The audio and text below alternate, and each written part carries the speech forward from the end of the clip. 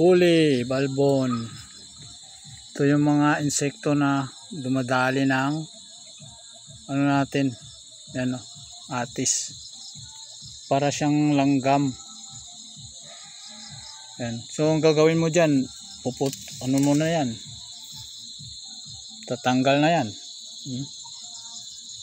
Damage na po yan eh. Matigas na yung hinog yan. Matigas na yan. Tatanggalin mo na yan. Tapos tatapon mo, sayang oh. Kasi maghahawa-hawa na yan eh. Gagawin na nilang bahay yan eh. Oh, dami oh. Puro itim na yan oh. Sayang lang oh. So, lahat yan meron yan. Yung iba hindi mo na yan makita.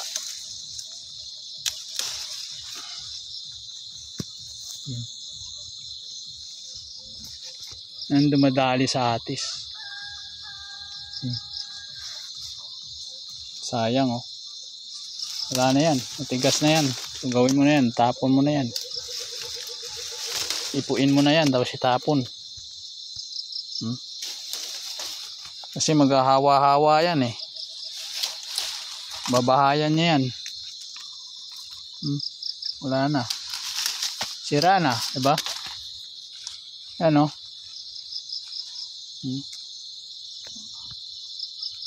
Grabe, diba? Damage niya yan. Ito, sayang oh. Halos yan oh. Yan yung tumitira.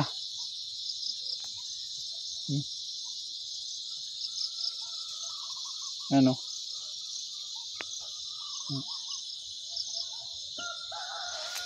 Parang langgam siya na may pakpak. So ipuin mo na yan. Lahat yan. Damage na. Wala na yan. Matigas na yan yung hinog niya. Reject na yan. Dami. Sayang po. Sayang.